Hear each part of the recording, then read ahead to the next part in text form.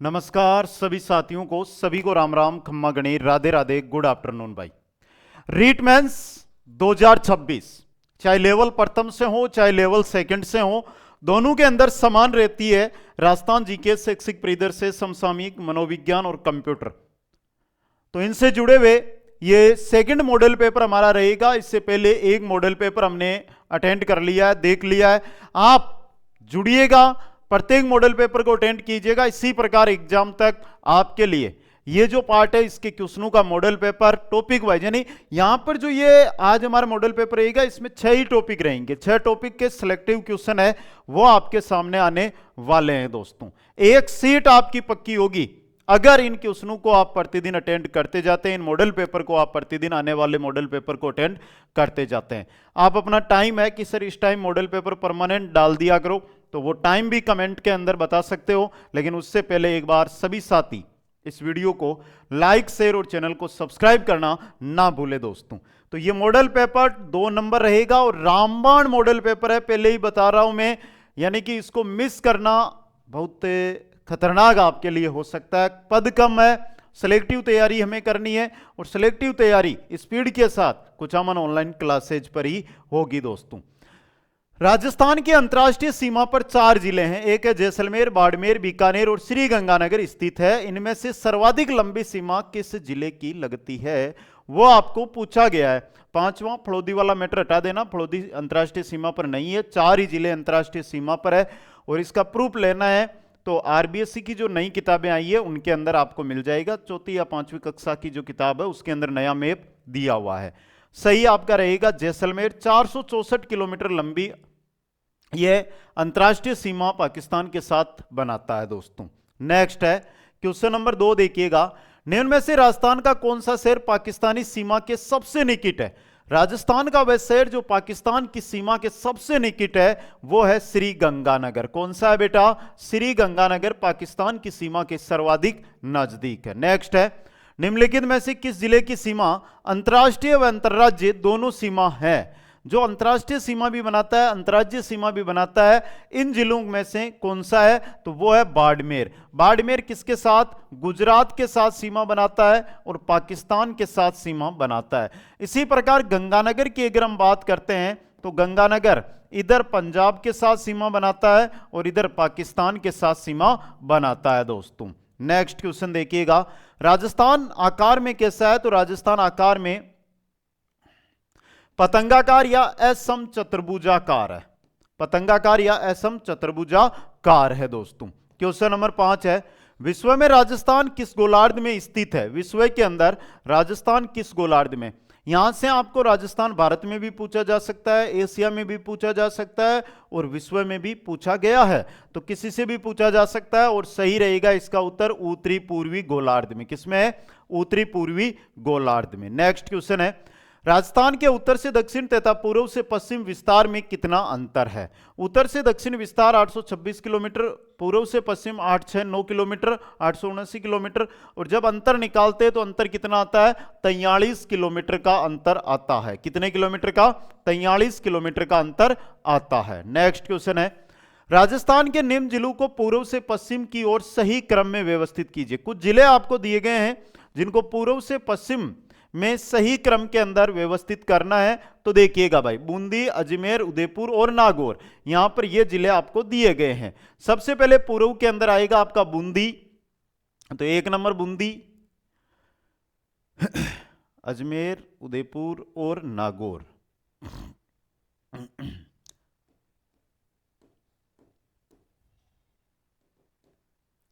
ये क्रम बनेगा, देख लेना। बूंदी, अजमेर, नागौर, उदयपुर, 1 2 4 3। ऑप्शन बी आपका यहां पे सही रहेगा। लगे हाथ में थोड़ा सा मैप भी आपके सामने ले आता हूं जिससे आप अच्छी तरह समझ सको। देखो मैप था यहां पर मेरे पास, यहां पर देख सकते हो आप आराम से एक एक चीज को।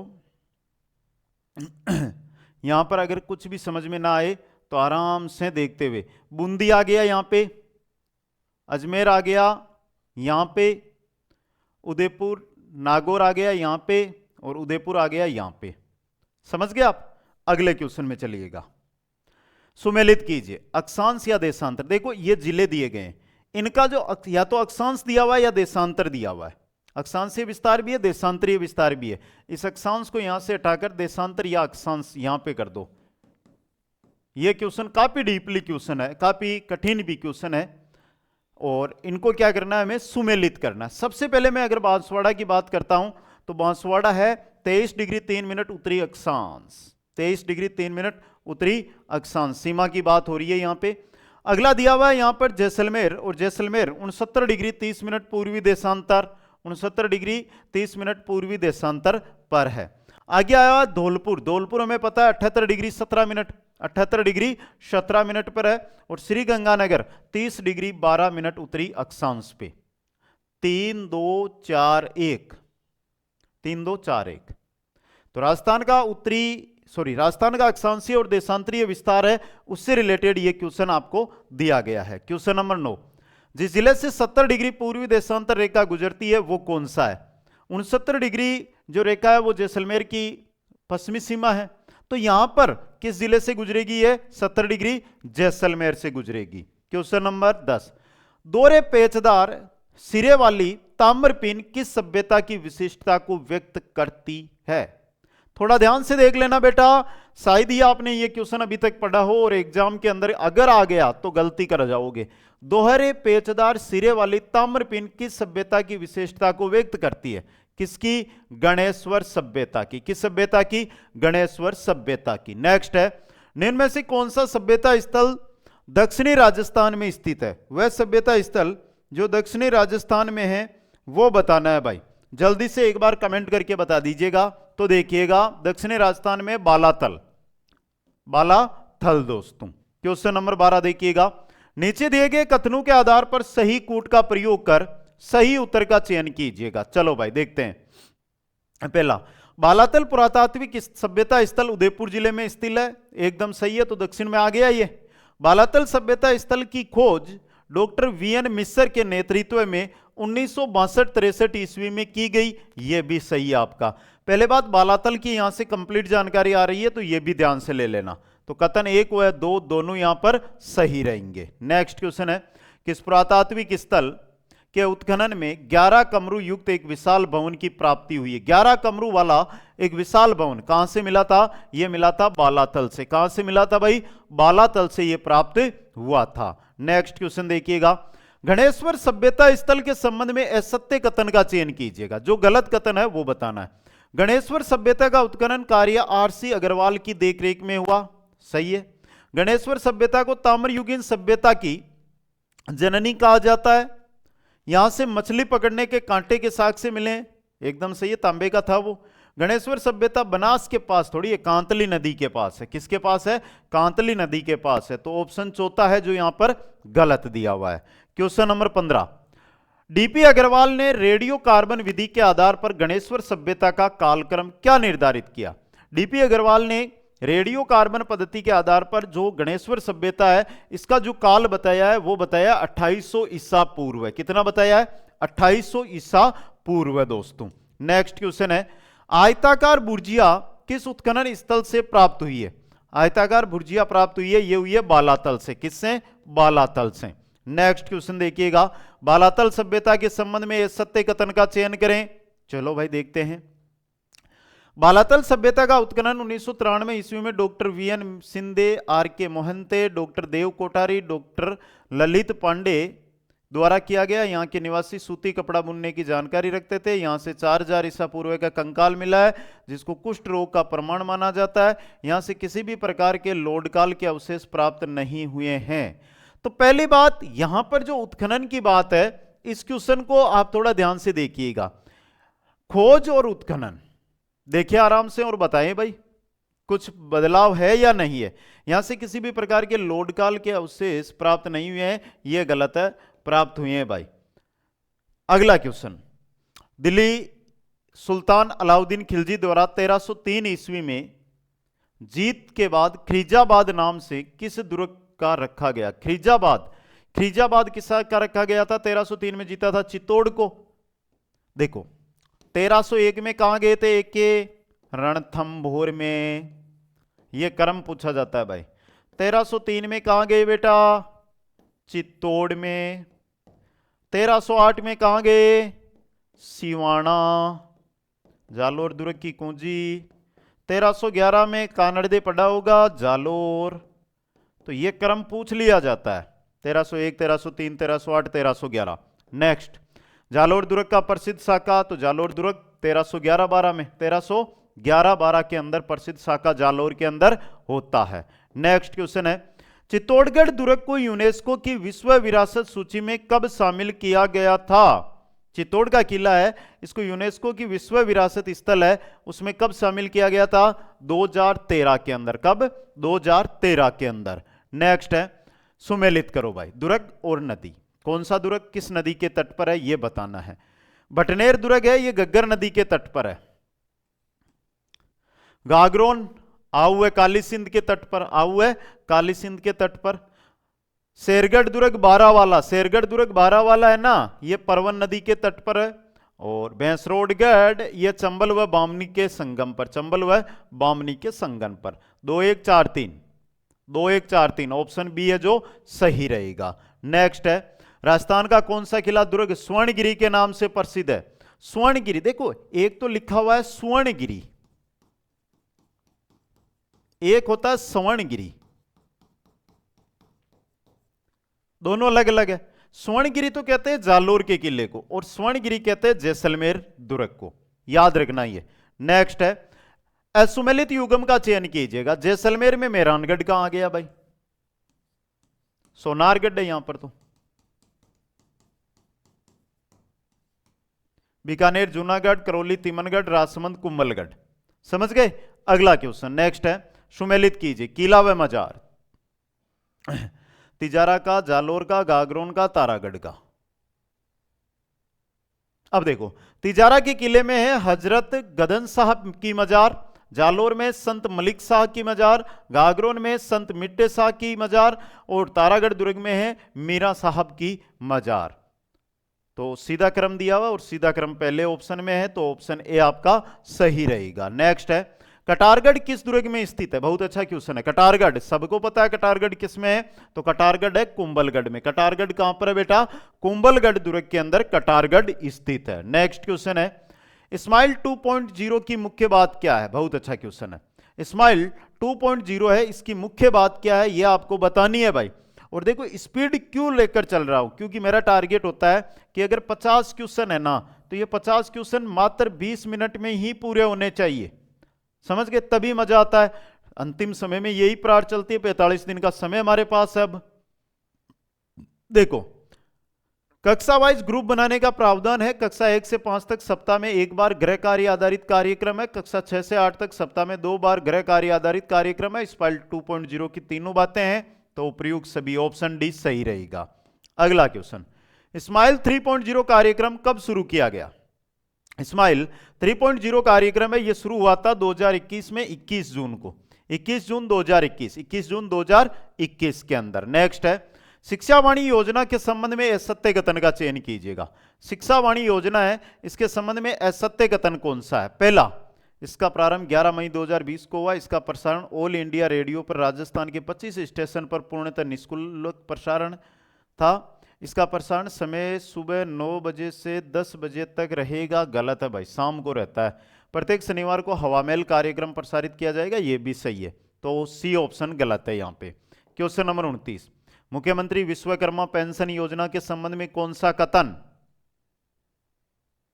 असत्य है? बताओ भाई, इंपॉर्टेंट है। कौन सा कथन? 1 मिनट इस क्वेश्चन को मैं देख लेता हूं, थोड़ा सा वेट कीजिएगा, क्योंकि असत्य है सत्य है वो पूछा है। सही है भाई, यहां पे पूछा कौन सा कथन असत्य है।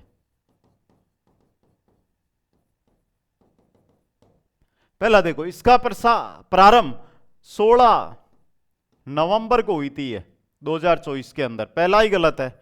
यह योजना 18 से 45 वर्ष आयु वर्ग के श्रमिकों व स्ट्रीट वेंडर्स के लिए लागू की गई।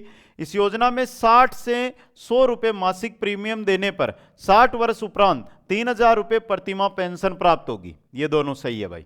अगला क्वेश्चन, मुख्यमंत्री स्वनिधि योजना कब प्रारंभ की गई? मुख्यमंत्री स्वनिधि। मुख्यमंत्री स्वनिधि योजना ये 16 दिसंबर 2024 को प्रारंभ की गई थी। 16 दिसंबर 2024 को इसको क्या किया गया था? प्रारंभ किया गया था। नेक्स्ट है रसोई गैस सिलेंडर सब्सिडी योजना का प्रारंभ मुख्यमंत्री भजनलाल शर्मा द्वारा कहां से किया गया था? रसोई गैस सिलेंडर सब्सिडी योजना का प्रारंभ भजनलाल शर्मा के द्वारा किया गया था टोंक से। कहां से किया गया था? टोंक से दोस्तों। नेक्स्ट क्वेश्चन है देश में महिला निधि योजना 26 अगस्त 2022 को शुरू करने वाला राजस्थान कौन सा राज्य बना है? कौन सा राज्य बना है? द्वितीय राज्य। तो पहला राज्य कौन सा है भाई? पहला राज्य कौन सा है बताओ? राजस्थान महिला निधि योजना प्रारंभ करने वाला दूसरा राज्य है, तो पहला कौन सा है? मध्य प्रदेश तो नहीं है कहीं पर। 1 रुपए किलो गेहूं योजना की शुरुआत कब की गई थी? 1 रुपए किलो गेहूं, इस योजना की शुरुआत की गई थी 1 मार्च 2019 को। 1 मार्च 2019 को। नेक्स्ट क्वेश्चन है असुमेलित युग्म का चयन कीजिएगा। हवामेल कार्यक्रम, शिक्षावाणी, ई कक्षा और स्माइल 2.0। हवामेल 2 मई 2020, शिक्षावाणी 11 मई 2020, ई कक्षा 28 जनवरी फरवरी होगा भाई, ये गलत है। स्माइल 2.0 2 नवंबर 2020। अगला क्वेश्चन देखिएगा गतिविधि आधारित शिक्षण के लिए विद्यालयों में लहर कार्यक्रम का संचालन किन कक्षाओं के लिए शुरू किया गया है? लहर कार्यक्रम का संचालन है यह सिर्फ और सिर्फ किया जा रहा है पहली और दूसरी कक्षा के लिए, कक्षा 1 और 2 के लिए, कक्षा 1 और 2 के लिए। नेक्स्ट है मानसिक स्वास्थ्य के संदर्भ में कौन सा कथन सही नहीं है? मानसिक स्वास्थ्य के संदर्भ में यह एक गतिशील संकल्पना, गतिशील है भाई मानसिक स्वास्थ्य। इसे शारीरिक स्वास्थ्य के बिना प्राप्त नहीं किया जा सकता। मानसिक स्वास्थ्य व सामाजिक योग्यता समान नहीं होती। मानसिक स्वास्थ्य एवं दक्षता समान रहती है। संज्ञानात्मक क्षेत्र का सही क्रम बताना है।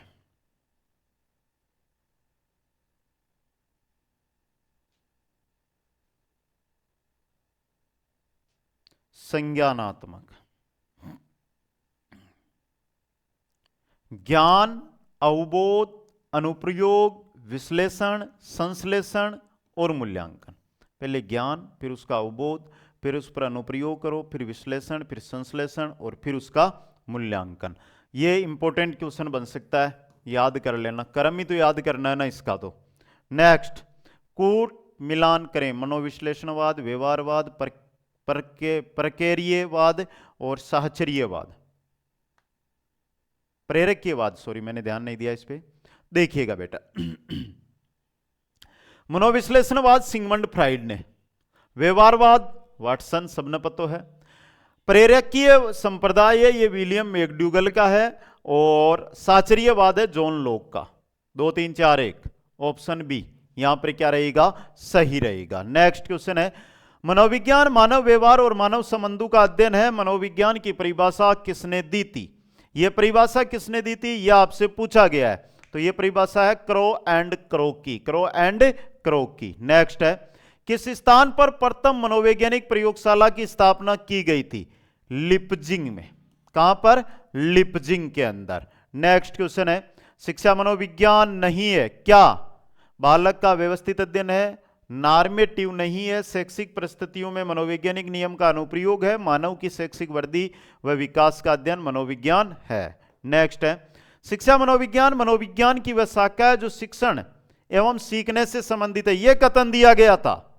शिक्षा मनोविज्ञान मनोविज्ञान की वह शाखा है जो शिक्षण और सीखने से संबंधित है। यह कथन किसके द्वारा दिया गया था? स्किनर के द्वारा। किनके द्वारा? स्किनर के द्वारा। नेक्स्ट क्वेश्चन है मनोविज्ञान के किस संप्रदाय ने वस्तुनिष्ठ व तथ्यों पर आधारित अध्ययन करने की बात कही है? मनोविज्ञान के किस संप्रदाय ने वस्तुनिष्ठ व तथ्यों पर आधारित अध्ययन करने की बात कही है? संज्ञानवाद ने। किसने? संज्ञानवाद ने। नेक्स्ट है मनोविज्ञान का कौन सा संप्रदाय मनोविज्ञान की विशुद्ध विज्ञान रूप में स्थापित करने पर बल देता है? मनोविज्ञान को विशुद्ध विज्ञान के रूप में स्थापित करने पर बल देता है, वो देता है व्यवहारवाद। कौन सा देता है बेटा? व्यवहारवाद। नेक्स्ट क्वेश्चन है एजुकेशन साइकोलॉजी कोग्निटिव व्यू पुस्तक किसकी है? एजुकेशन साइकोलॉजी कोग्निटिव व्यू पुस्तक ये किसकी? आसुबेल की। तो डेविड आसुबेल की। डेविड आसुबेल की। कंप्यूटर की कौन सी पीढ़ी में लो लेवल लैंग्वेज का उपयोग किया जाता है? लो लेवल लैंग्वेज आती है प्रथम पीढ़ी में। किसमें? प्रथम पीढ़ी के अंदर, प्रथम पीढ़ी के अंदर। नेक्स्ट क्वेश्चन देखिएगा अगला, कंप्यूटर की तीसरी पीढ़ी में निम्नांकित में से किसका उपयोग किया गया है? Transistor, vacuum tube, integrated circuit का तीसरी पीढ़ी में उपयोग किया गया है। नेक्स्ट है, दुनिया का पहला प्रोग्रामर किसे माना जाता है? पहला प्रोग्रामर एडा लवलेस को, एडा लवलेस पहला प्रोग्रामर दुनिया का। इंपॉर्टेंट क्वेश्चन आपके लिए। नेक्स्ट क्वेश्चन है, महात्मा ज्योतिबा फुले श्रमिक कल्याण योजना 2015 के तहत पुत्री विवाह के लिए राशि बढ़ाकर कर दी गई है। यह भी इंपॉर्टेंट है भाई। कितनी कर दी गई है? 75,000 रुपए। कितने? 75,000 रुपए। राजस्थान में किन दो शहरों में विवाह पूर्व परामर्श के अंदर तेरे मेरे सपने स्थापित किए जाएंगे? तेरे मेरे सपने परामर्श के अंदर है, और ये दो शहरों में, एक तो बीकानेर में और एक उदयपुर में। एक तो बीकानेर में और एक उदयपुर के अंदर। भाई इंस्टाग्राम पर कोई जुड़ना चाहता है तो ये दिखाई दे रहा है, इसका लिंक डिस्क्रिप्शन में भी है, ठीक है। और ये कुचामन ऑनलाइन क्लासेज एप्लीकेशन है, इस पर आपको रीट को लेकर, रीट मेंस का live batch complete A to Z content पढ़ोगे तो 30-35 दिन में पूरा करोगे। और टेस्ट सीरीज वो भी शेड्यूल आधारित, तो मात्र 99 रुपये में। आप ज्वाइन तो करो, एक बार देखो तो सही। जीके का पार्ट है जो मैं भी टेस्ट के रूप में करवा रहा हूँ, इसका पार्ट अलग मिलेगा, आपके सब्जेक्ट का पार्ट अलग मिलेगा। शानदार टेस्ट सीरीज तैयार की गई है, तो ये आप ज्वाइन कर सकते हो दोस्तों। समझ गए सभी साथी? और इंस्टाग्राम मैंने बता दिया, लिंक डिस्क्रिप्शन में बता देना। ये थे आज के टेस्ट नंबर 2 के 50 क्वेश्चन। आपके कितने क्वेश्चन यहां से सही गए एक बार बता दें। जिन्होंने भी अभी तक लाइक नहीं किया है, लाइक कर दें, सभी शेयर कर दें। और जो भी नए मित्र है रीट की तैयारी कर रहे, पहली बार जुड़ रहे, चैनल को सब्सक्राइब करके बेल आइकन के अंदर ऑल नोटिफिकेशन जरूर ऑन कर ले, जिससे हर वीडियो का नोटिफिकेशन आप तक पहुंचता रहे दोस्तों। सभी को बहुत बहुत धन्यवाद। हंसते रहे, मुस्कुराते रहे और देखते रहे कुचामन ऑनलाइन क्लासेज। मिलूंगा नेक्स्ट वीडियो के अंदर। जय हिंद, जय भारत, जय जय राजस्थान।